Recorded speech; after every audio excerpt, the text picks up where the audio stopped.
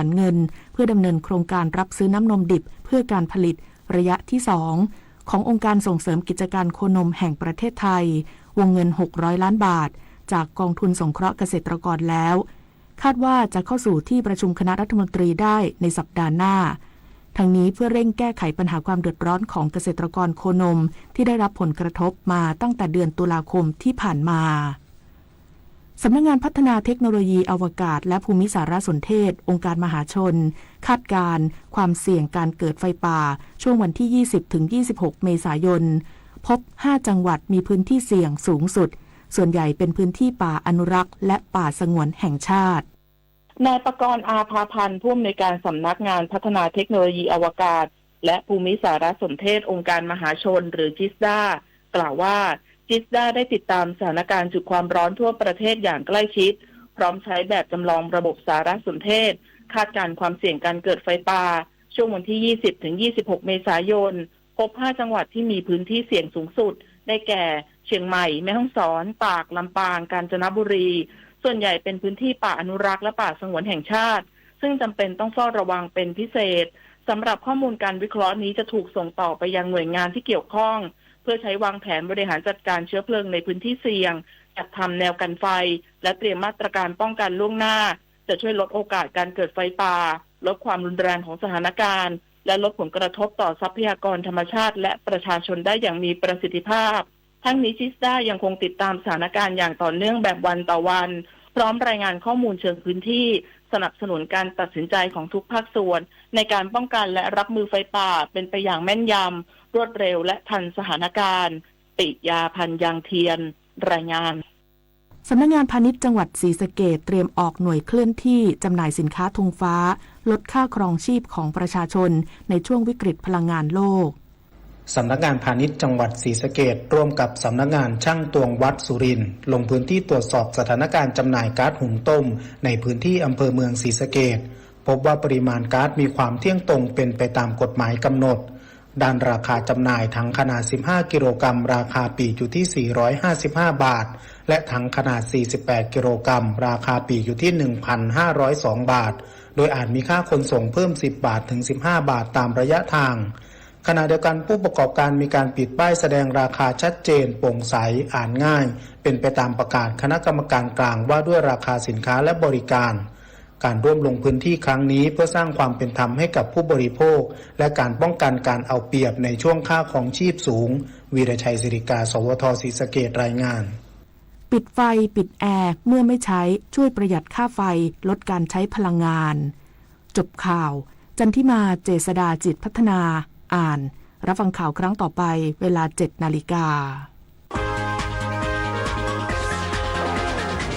ติดตามข่าวที่นำเสนอไปแล้วได้ที่ www.thainews.prd.go.th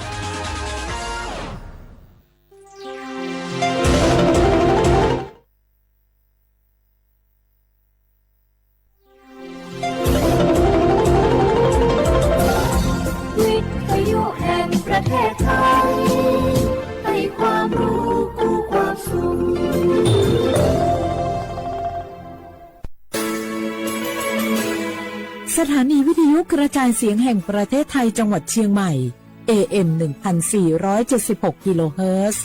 สถานีวิทยุภาคภาษาชาติพันธุ์แห่งเดียวในประเทศไทยที่มีความทันสมัยเชื่อถือได้สร้างอัตลักษณ์กลุ่มชาติพันธุ์สู่สากล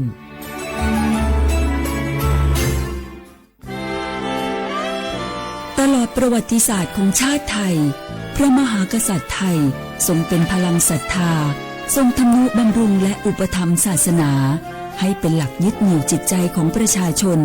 เป็นแนวทางในการดำเนินชีวิตด้วยความดีงามศาสนาสอนให้คนไทยรู้จักคุณธรรมความดีและความสามัคคีช่วยประคองจิตใจในยามทุกข์เสริมพลังใจในยามเผชิญอุปสรรคเป็นรากฐานสำคัญของสังคมด้วยพระบารมีแห่งพระมหากษัตริย์และศาสนาอันเป็นที่พึ่งทางใจคือพลังศรัทธาที่ล้อมรวมคนไทยทั้งชาติสู่ความมั่นคงสงบสุขและยั่งยืนตลอดไปร่วมเสริมสร้างความรักในสถาบันหลักของชาติโดยสำนักงานประชาสัมพันธ์ที่ 3 กรมประชาสัมพันธ์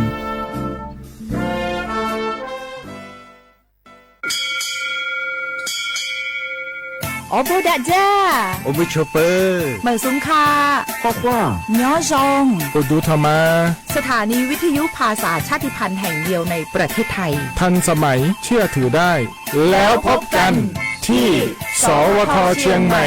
AM 1476 กิโลเฮิรตซ์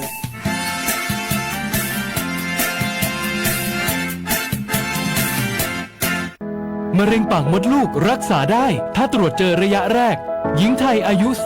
30-59 ปี วันนี้รีบใช้สิทธิบัตรทองตรวจมะเร็งปากมดลูกได้ไม่เสียค่าใช้จ่ายติดต่อสถานพยาบาลในระบบบัตรทองหรือจองคิวตรวจผ่านแอปเป๋าตังเลือกกระเป๋าสุขภาพหรือขอรับชุดเก็บสิ่งส่งตรวจมะเร็งปากมดลูกด้วยตนเองที่ร้านยาและคลินิกการพยาบาลสอบถามเพิ่มเติมสายด่วนสปสช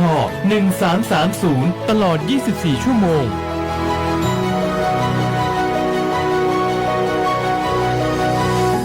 ใครๆก็รู้กันถุงยางอนามัยพกเอาไว้ช่วยได้ช่วยป้องกันโรคอันตรายที่มากับเพศสัมพันธ์ทั้งซิฟิลิสหนองในเอดส์ไวรัสตับอักเสบบีหรือแม้แต่มะเร็งปากมดลูกช่วยป้องกันถ้ายังไม่อยากมีลูกหรือท้องไม่พร้อมตอนนี้แต่ที่ยังไม่รู้คือไม่ใช่สิทธิ์บัตรทองก็มีสิทธิ์ขอรับถุงยางอนามัยได้รวมถึงยาคุมกำเนิดฟรีสิทธิประโยชน์สำหรับคนไทยทุกคนสอบถามเพิ่มเติมสายด่วนสปสช1330ตลอด24ชั่วโมง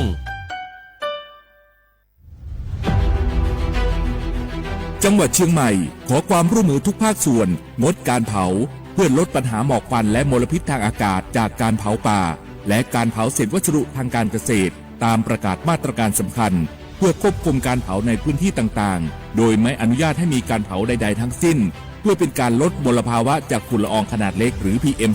2.5 ตั้งแต่วันที่ 1 มกราคมถึง 31 พฤษภาคม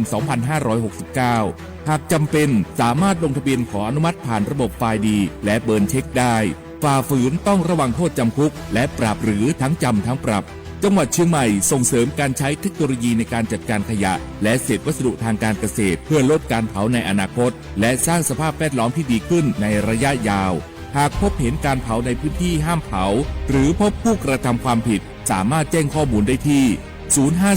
053-112-808 หรือ 191 ตลอด 24 ชั่วโมง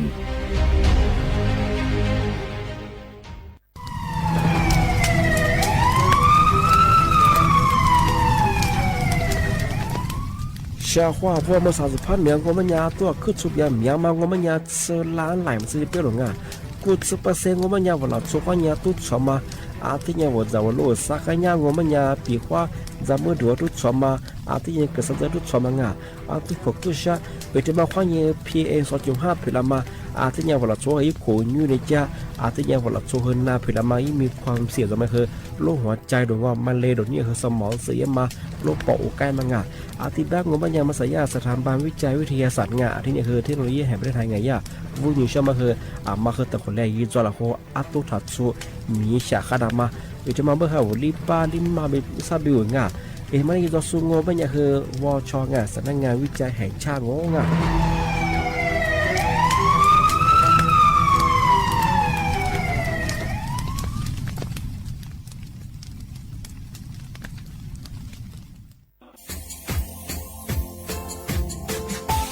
ชาว่าบราวัฒมาปีใหม่อาทิตย์สุดตาจินชามองมันยังไงอามุสาจังหวัดเชียงใหม่ค่อยถึงมาปีใหม่ปากไก่ฝรั่งที่5ที่เนี่ยของพวกยังว่า5 3ที่เนี่ยสังเกตคนอยู่ตรงนี้โฉดซึกูกว่า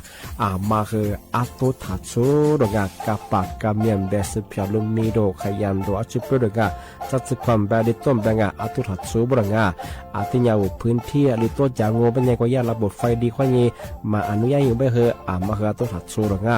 อาที่เนี่ยปีความว่าตุด2เป็นยังฝ่าฝืนยังคือกลุ่มหมายละช่วยยาช่วยยาโซดงอาที่บ้างเป็นยังมาอาตุชัวอาตุเบียพมงบัญญาอโวโทแจ้งศูนย์อำนวยการแก้ไขปัญหาหมอกควานอาทิคือฝุ่นละอองมาคือจังหวัดเชียงใหม่ยี่เบอร์โทรโงบัญญา053อาทินี้112808หรือจะมาโงบัญญาสำนักงานประชาสัมพันธ์จังหวัดเชียงใหม่ก็ยังดีปีมาทีเดียวประกาศยุฝรั่งอันนี้ประกาศมาก็ตะวันเลยยุจลาฝรั่ง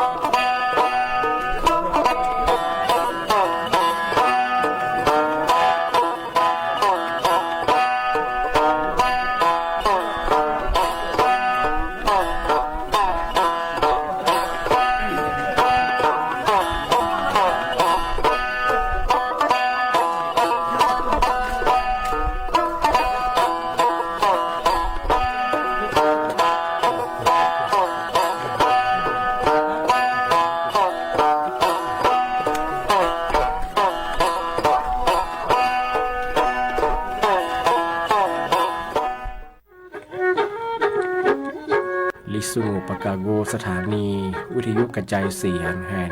ประเทศไทยจังหวัดเชียงใหม่ระบบ AM 1476กิโลเฮิรตซ์ระบบไลฟ์เฟซบุ๊กเพจสวทเชียงใหม่ AM 1476นันแนวโฉมโมควานีชิโมทิโมร้อนหนีโมควานีซาโม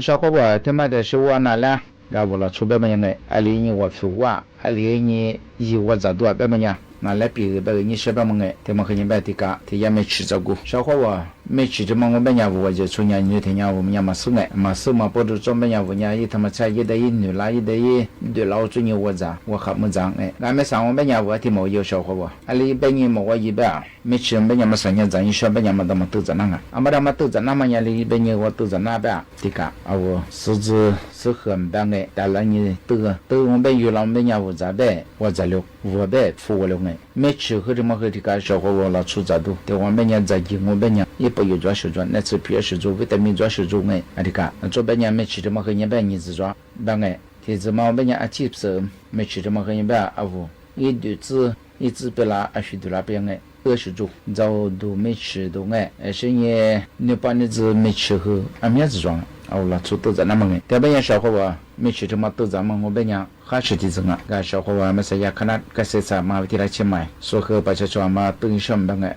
说和送生命啊对我们呀俺也该是过了俺们也可做不了把这出来比嘛别嘛以后干了他妈来打掉我们呀个说和一什么收影响我们呀那说俺们我装我们呀说乌鲁嘛个哎嘛为来去买我真也别在弗朗哎还是的整个最少把装我们呀小伙伴我那把你自己和我分量没吃也和不想我服务他们呀嘛一么空我们呀去抓我都还是的整个对嘛但是我和人的小伙伴拿了鱼呀骨别和我哎新年那次那面这都面他妈我那次票嘛这个咱们都面嘛但是我们那次和票嘛这个但是我得比个小伙伴他们啥呀马拉基诺别么呀里是吧马拉基诺他们呀小伙伴我的我可嘛都在了出该里前面我可抓可对哎可过事故嘛我点来的子嘛哎而且嘛我们呀我咋特别嘛我们带了家子como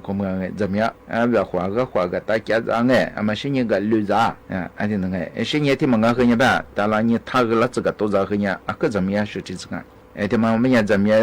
样嘛但是我和你别我小伙伴说和别的是呀那次和皮的哎的哎而且人家呀马拉基诺他们我们呀小伙伴的个说别的是哎呀罗也就是车还为他们一度了一想哎一拿来和地主没了的一个那个是你马林是你过的车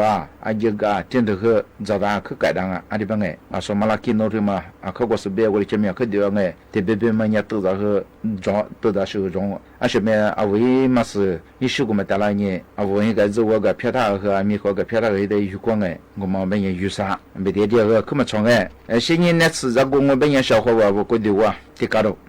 มาลักขินเอาที่มาพาจางว่าเป็นยาวบาวันที่กาบุกดิชุขวัญที่มาว่าเป็นยาน้ำตาลก็มาคือเมียไงอาจจะมาจากว่าเป็นยาน้ำตาลที่มาคือสอยเยอะดอกอาจจะเป็นยาอาเขาก็สุกุมาอิชาเอาน้ำตาลที่มายาเลยแบบแต่คือไปชงเอาก็ดูว่าจะกระตั้งเถอะอาจจะมาจีรู้สวงไง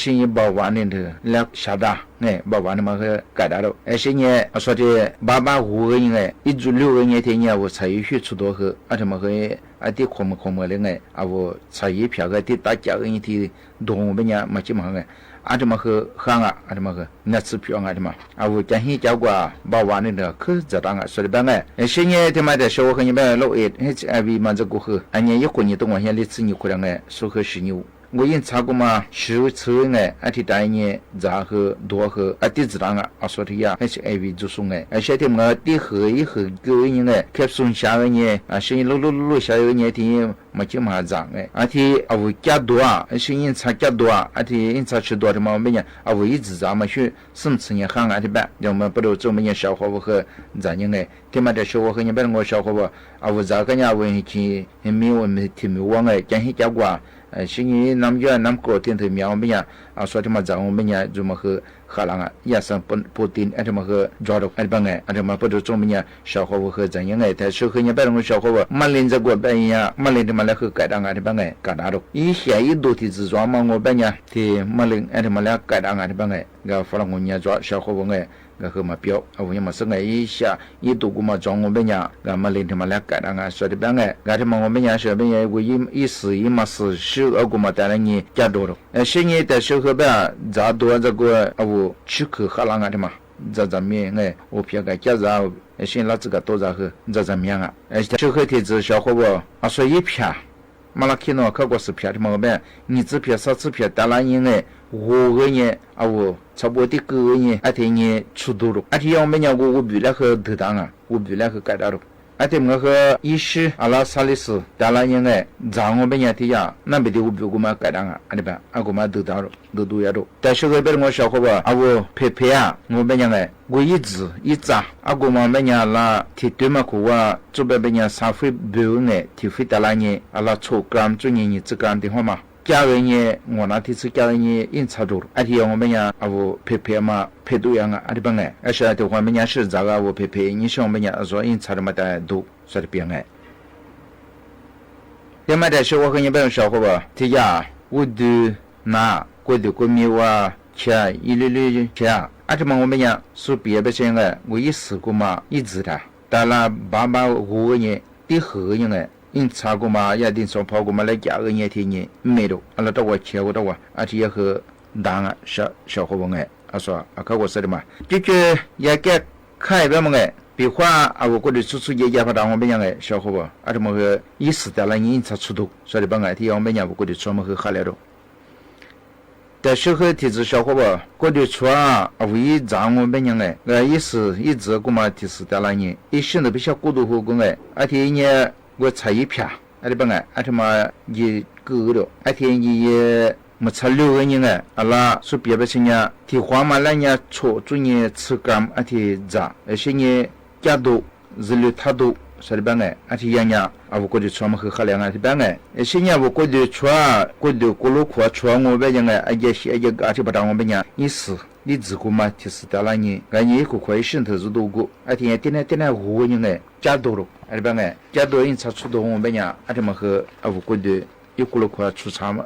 哎，而且嘛和两啊，说的帮哎，但是和小伙伴啊我其实呢，些呢，去讲些讲过，去我们讲，多个提当我们讲哎，小伙伴他们和讲危机的了，一几个嘛到了呢。阿拉初次干子，第一年那么大那个初次干，我不大好哎，阿个嘛加个年加多，哎不哎，提加多我们讲我去是那么和海两啊说的不哎，我的我们讲去是那我们讲一早一个大，一季一个大哎，怎么个样？但是和别我小伙伴说别的这样啊，我去可是那个该自动的那不当我们讲哎，我以为你这位是到了你第后人才去哎。而且呢，我别因查了别满不了当哎，没少付别当哎，而且嘛价格呢多了，而且多我们讲海量哎，说的帮哎，这个我觉得我哎，小伙伴，阿拉到我57了啊，而且嘛和人我一直也是哎，阿个嘛大呢第后呢包，而且人海量了，是呢俺那苦啊，给小伙伴哎，阿嘛是呢阿里是提子各量哎，因那包装我们讲，啊说个嘛大呢一片，阿个嘛大呢第包第没有了。是因为那出的嘛，我们讲小伙伴一片做的嘛，第后个人哎，而且呢，肉破几件呢，加个人哎，而且嘛，我们讲也没，而且帮哎，我那到啊，一拿出的我到没，我们讲下来了，而且也继续和当哎，小伙伴也记他妈单一对没和，而且你只是没得咋，只是拿小伙伴他妈和我们讲过一直的哎，细心的知道你对没有了，而且和下来啊，说的帮哎。但是个了吃啊，或者过面来你来嘛吃啊，你们哎，阿他妈买老票难，阿的帮特别买屋里孙伢了帮哎，阿的头发装我们家小伙伴说的帮哎，我意思住里嘛，阿个嘛第后一个人哎，我到你们我到我也没有了，而且我们家我因那真的海量啊说的帮哎，这提起我提个小伙伴我也没生哎。啊，我咋讲哎？听你嘞，哎，他妈怎么样呗？我讲，一时的老百姓喝点啥，一撇咱一些有户人小朋友，你吃的你个多咋的呀？有那吃鱼呀嘛，那吃票嘛，我嘛生啊。给他们我们讲小伙伴玩那提别哎，那吃的嘛哎，他妈你做回别人什么事只拿来挂，啊，所以嘛那去弄别哎，所以呀，啊，我里说呀，看过试过里前面我们别哎，那像科学，你是我来你来嘛我来嘛，啊，他妈那吃的嘛票啊，小伙伴我们讲，你是每一站每。片每斤被那吃出来啊，我们讲呐，阿妈天我别门头怕装我别人哎，也10年，我提别班或人他就讲哎，个10年，啊我们讲我们吃的早大些哎，10年和哎嘛哈里边和嘛错，啊就是可能嘛别，啊小班我们吃的和早大些哎，啊小伙伴，我和拿来别嘛哎，那是那名字过。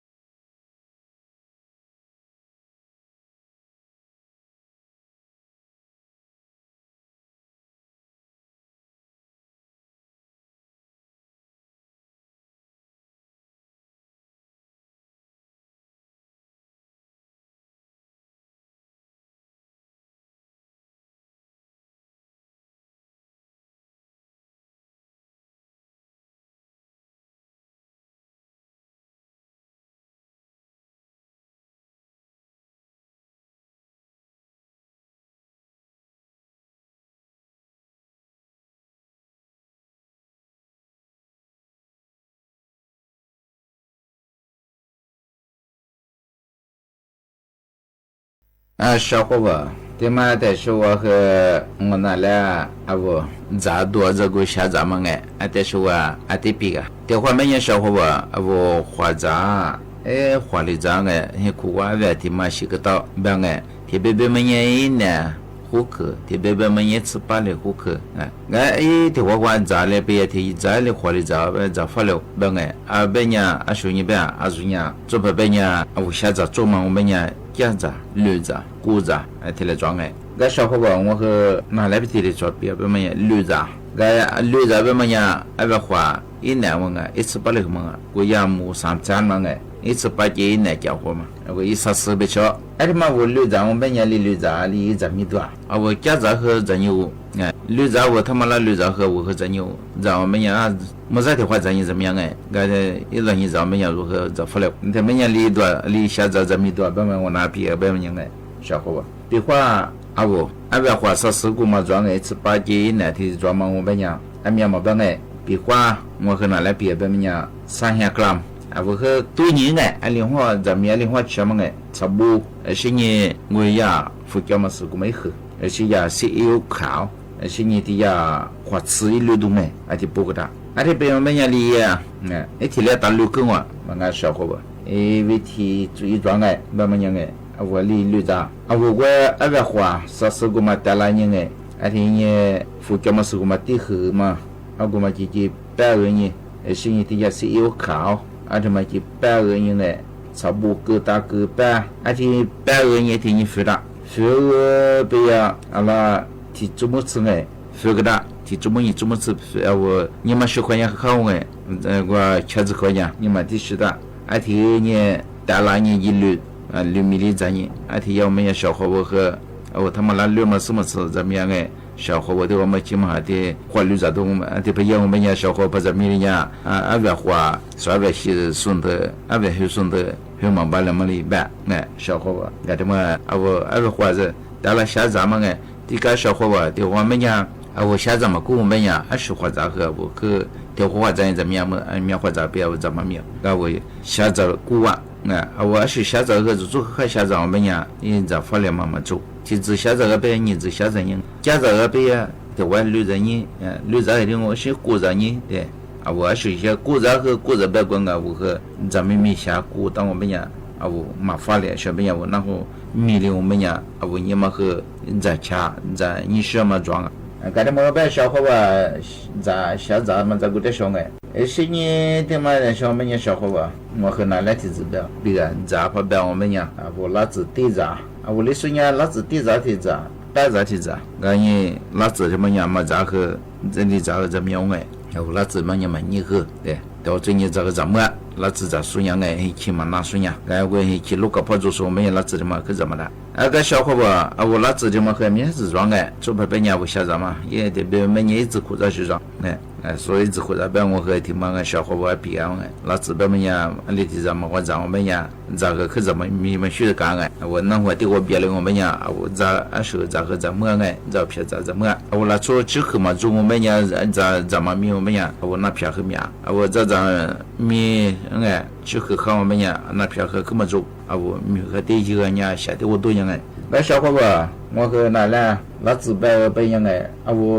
我就出老子下着我们家比我老子也那比个比别嘛的话在你那比个比嘛呀特别别么户口特别么呀嘛户口个和户口嘛我们呀在美国嘛呀哈那呀我就在我想嘛过我们呀我就在嘛也和我看嘛那个我付的嘛那么呀我拿来问题我下咱们这个得比一边吃我们那比个比别么样小伙伴我不个大抓是不个大有不个大别么样问题别么个人的个我嘛吃了我们呀里是抓下次嘛一周是你呀个比我嘛和兄弟是你个老子是你我呀老出吃嘛户口嘛呀我呀那单比我嘛是你的时候呀别我呀我过事是你嘛怕死是你老耍出不来的然后我带么几个天的不个大概我们家小伙伴里呀我下次嘛嘛和他地河个让我们家刷个单提个让我们家我出不来给老说一地老子和地哎，第一个让我们讲我国国是和地表，而且地表个让我们讲我隔壁我们和他地隔壁他地我们讲群上面讲我差不多是个哎个边表个地群上面那当呀那当北边嘛个个群嘛是嘛户口我们讲他个不出来是个哎，而且个让我们讲蛮闹。嘛怕是个么个，还得去个约户口我们呀，我里的话约呢文化去个哎，还得个样我们样个，哎呀，日里我们这里在家的么个，还得嘛一个个白我们呀，住下个白我们呀，我哎里的话去啊，我里的话呢，哎里话户口白么呀，哎的我们呀，跑出来都差不多的哎，哎的加入，哎的我们呀，那批个币票。这边呀，小伙咱们在户口啊，咱们多张哎，我票面带了多张，不行呢，多张或带了哎，可这面那么个哎，那这么个小伙我咱多这个的小下咱们哎，那小伙咱多别么呀，是我别么的我哎，我来出别么呀，下咱们过么呀，咱们面我们呀，我和咱面这片面咱们我们也只可么河边这边呀，我下嘛这边呀，那个面哎，我咱面讲我们也只可和咱我们呀。也那么做，小伙伴，该他妈那这个下载我片面下载这个，我小伙伴呢，做到那这个么的说啊，问些国家哎，还是下载多的嘛，我的适当我们呢下载人哎，对吧？不仅获得了你小伙伴哎，提就哎提比嘛小伙伴个小伙伴个我年那叫哎，妈的是真下，么是小伙伴适当和老子地的嘛，白的嘛，虽然没凶哎，我白的嘛，就说怕着我们呀。咱们呀，把我们呀，带回来很多小伙伴说了，咱们说个第一下子，说我表里说下面喝了说了说呀，表我们呀，我和大陆啊，那么小伙伴，那么拿来别么提来着哎。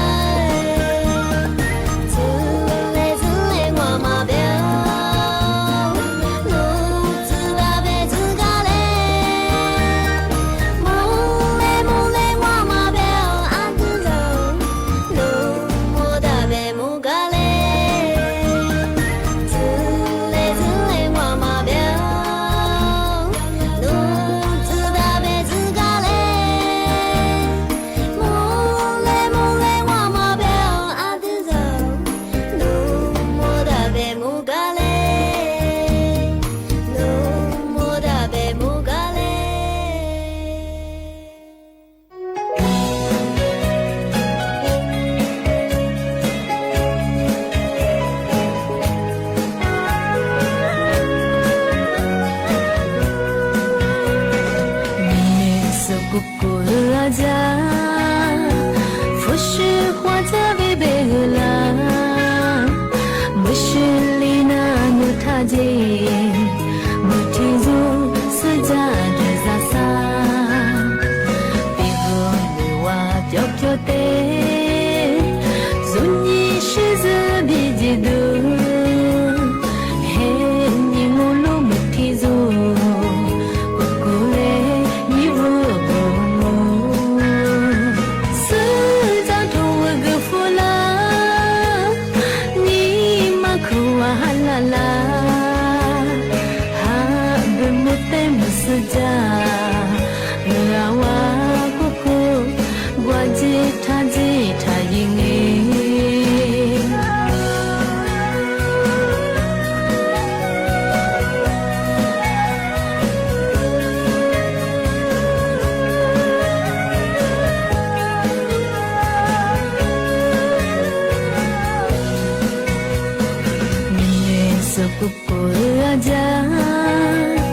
不是花在为别个啦，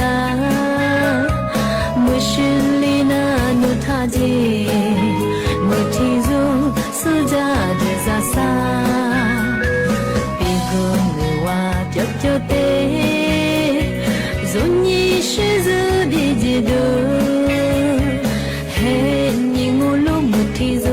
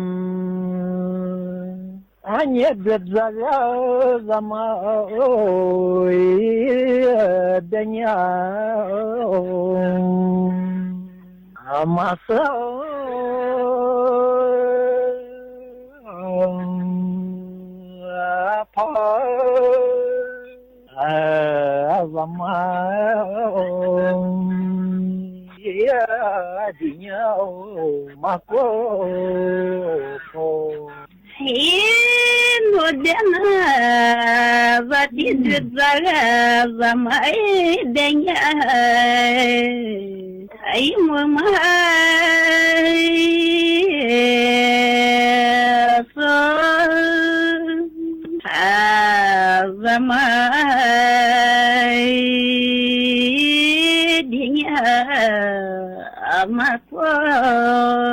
พอโอ้จีเจียนน้องก็เชื่อเขาจะเจ้าอีกุมาอาบะพาอย่าเจ้าอย่ากุมาอาบะพายินว่าเดินอันนี้จะแค่กุมาจะตาย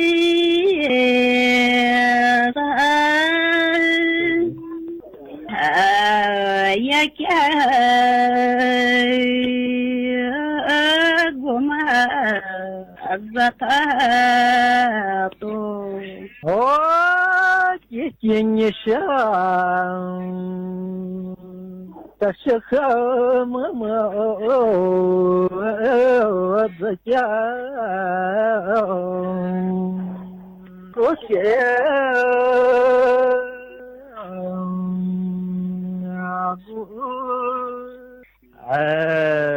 แล้วก็อย่าเจ้าสุดที่นี่สิว่าโน้ตนี่ก็แค่กูเที่ยวแล้วก็สักแค่สุดที่โอ้กี่กี่นี่ช่างเทมันยานี่ชื่อที่นี่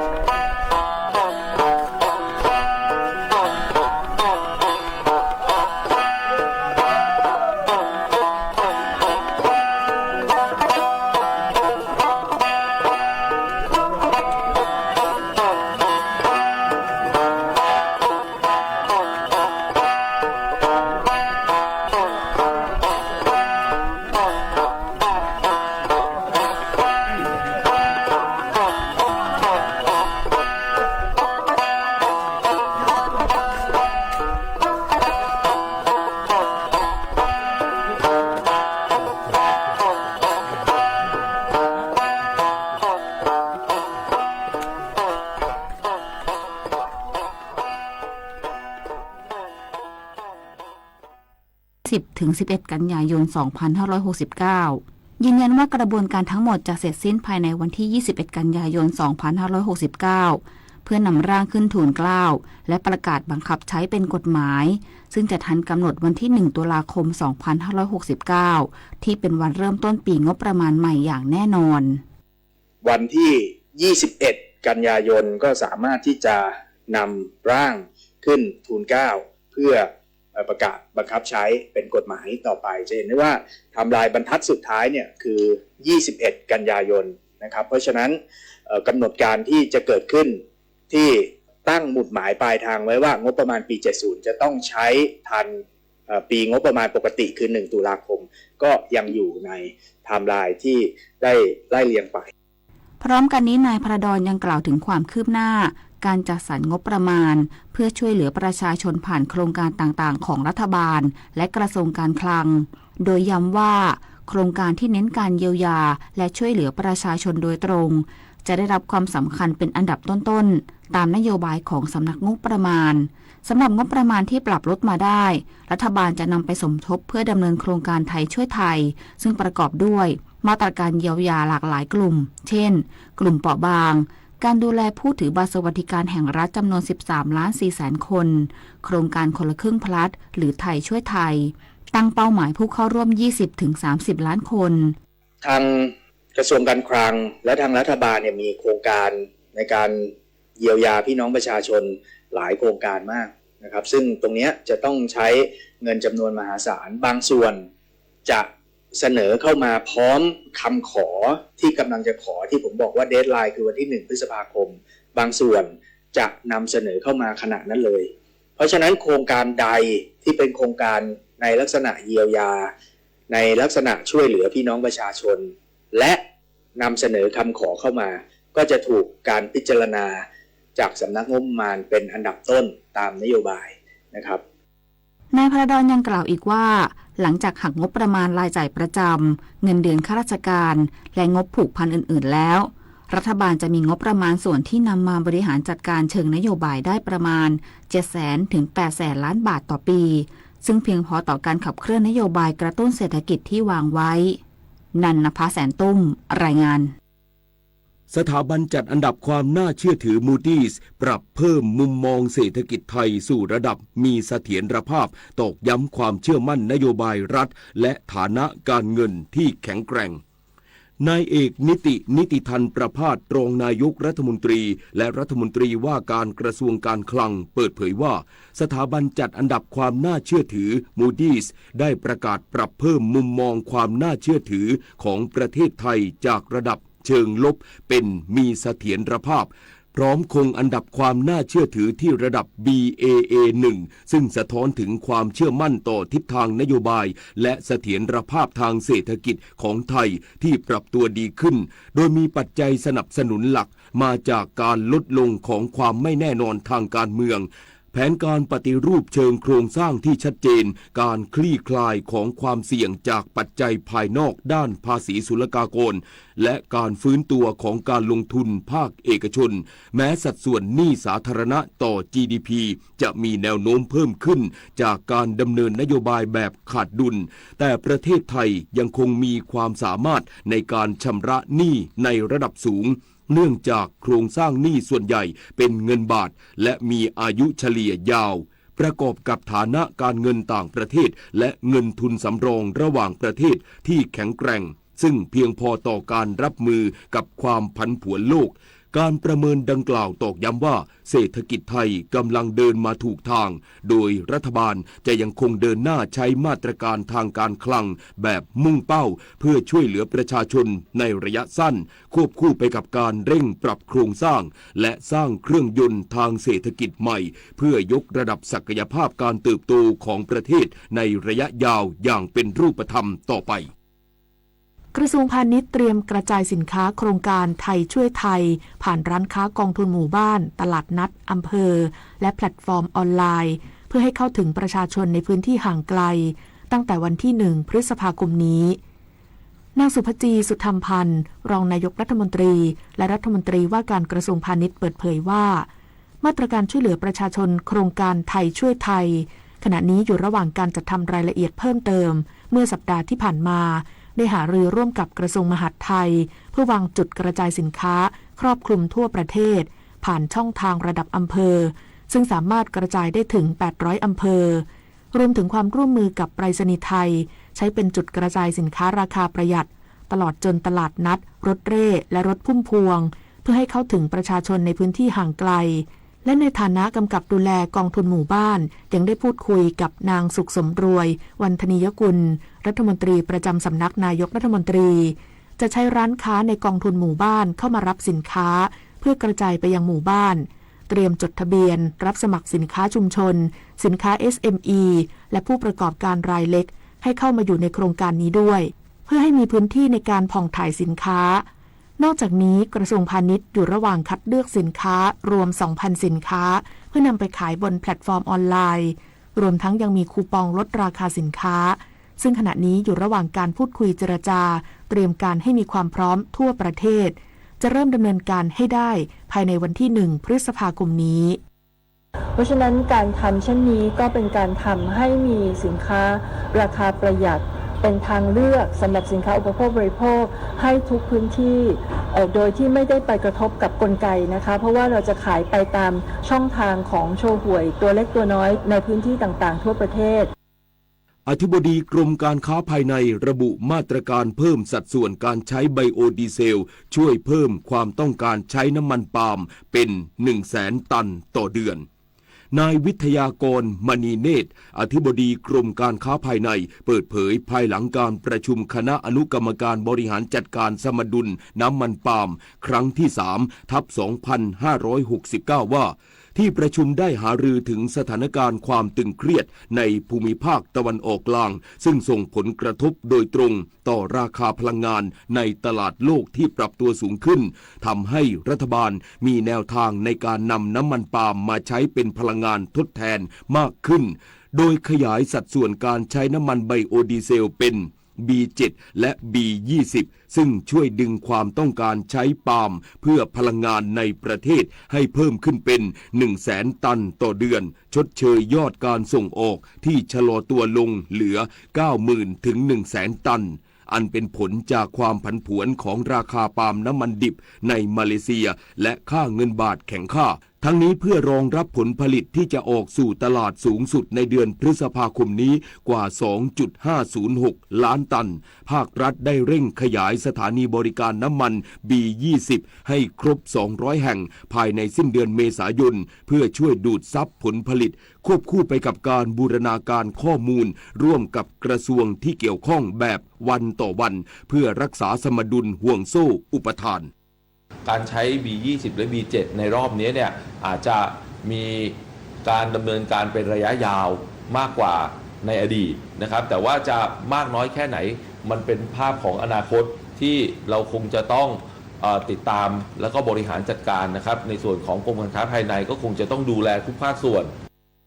คณะกรรมการประกันสังคมอนุมัติงบ275ล้านบาทในการจัดการเลือกตั้งบอร์ดประกันสังคมชุดใหม่ส่วนกรอบเวลาการเลือกตั้งคาดเลื่อนไปเดือนสิงหาคมการประชุมคณะกรรมการประกันสังคมหรือบอร์ดประกันสังคมเมื่อวานนี้พันตำรวจโทวรรณพงษ์คชรักษ์ปลัดกระทรวงแรงงานเป็นประธานการประชุมมีวาระสำคัญคือการพิจารณากรอบงบประมาณในการจัดเลือกตั้งบอร์ดประกันสังคมที่ถูกนำมาพิจารณาโดยนายชลิตรัฐปานะรักษาการกรรมการประกันสังคมฝ่ายผู้ประกันตนเปิดเผยว่าที่ประชุมอนุมัติงบประมาณจัดการเลือกตั้งเรียบร้อยแล้วที่275ล้านบาทลดลงจากการเลือกตั้งครั้งที่ผ่านมาโดยมีการตัดงบ IT จากเดิมกว่า10ล้านบาทเหลือ1ล้านบาทส่วนกรอบเวลาการจัดการเลือกตั้งยังไม่ยืนยันอย่างเป็นทางการอาจเลื่อนจากเดิมเดือนกรกฎาคมไปเป็นเดือนสิงหาคมและมั่นใจว่านายจุลพันธ์อมรวิวัฒน์รัฐมนตรีว่าการกระทรวงแรงงานจะดำเนินการจัดการเลือกตั้งตามที่ให้นโยบายไว้คือผู้มีสิทธิ์1คนเลือกคณะกรรมการประกันสังคมได้7คนตามระเบียบปี 2566 เบื้องต้นวันนี้ก็มีเรื่องงบประมาณนะครับเพิ่มเติมเข้ามาเนี่ยก็คืองบประมาณของการเลือกตั้งเนี่ยก็มีตั้งแต่เกี่ยวกับ IT นะที่เข้ามารองรับในระบบการเลือกตั้งนะครับแล้วก็มีงบเกี่ยวกับสถานที่ต่างๆนะครับกระดาษซุ้มค่าจ้างบุคลากรค่าฝึกอบรมบุคลากรอะไรประมาณนี้ครับก็เรียกว่าเรื่องเลือกตั้งทั้งหมดทั้งมวลเนี่ยครับประมาณ275ล้านนะครับก็เรียกว่าวันนี้มีการเคาะเรียบร้อยแล้ววันนี้มูลนิธิแพทย์อาสาสมเด็จพระศรีนครินทราบรมราชชนนีหรือพอสวออกให้บริการประชาชนในพื้นที่จังหวัดอำนาจเจริญที่หมู่2บ้านหนองสามสีตำบลหนองสามสีอำเภอเสนางคณิคมจังหวัดชุมพรที่หมู่5วัดถ้ำสนุกตำบลบ้านนาอำเภอเมืองจังหวัดบุรีรัมย์ที่โรงเรียนวัดบ้านบุโพตำบลบุโพอำเภอลำปลายมาศจังหวัดราชบุรีที่อบต.เบิกไพรหมู่ที่1ตำบลเบิกไพรอำเภอจอมบึง จังหวัดกำแพงเพชรที่หมู่ 9 วัดลานไผ่ตำบลห้วยยั้งอำเภอพรานกระต่าย จังหวัดชัยภูมิที่อบต.เกาะมะนาวตำบลเกาะมะนาวอำเภอบำเหน็จนรงค์จังหวัดปราจีนบุรีที่หมู่ 11 โรงเรียนบ้านวังกวางตำบลวังท่าช้างอำเภอกบินบุรีจึงขอเชิญชวนประชาชนในพื้นที่ดังกล่าวไปรับบริการโดยไม่เสียค่าใช้จ่ายใดๆแสงอาลัยสมเด็จพระพันปีหลวงไทยทั้งปวงหมองมนก่นร่ำให้ พระผู้เสด็จสู่ฟ้าสวรรคาลัยแนบดวงใจตามพระบาททุกชาติภพปวงประชาน้อมสำนึกในพระมหากรุณาธิคุณเป็นล้นพ้นอันหาที่สุดมิได้ข้าพระพุทธเจ้าคณะผู้บริหารข้าราชการและเจ้าหน้าที่สถานีวิทยุกระจายเสียงแห่งประเทศไทยกรมประชาสัมพันธ์ภัยคุกคามข้ามแดนไม่หยุดอยู่แค่พรมแดนของประเทศทั้งอาชญากรรมไซเบอร์การลักลอบค้ามนุษย์และยาเสพติดประชาคมอาเซียนจึงร่วมมือกันอย่างใกล้ชิดแลกเปลี่ยนข้อมูลเสริมสร้างความมั่นคงและปกป้องชาติประเทศไทยพร้อมเป็นส่วนหนึ่งของพลังความร่วมมือในภูมิภาคอาเซียนอาเซียนเข้มแข็งร่วมแรงต้านภัยข้ามแดนด้วยความ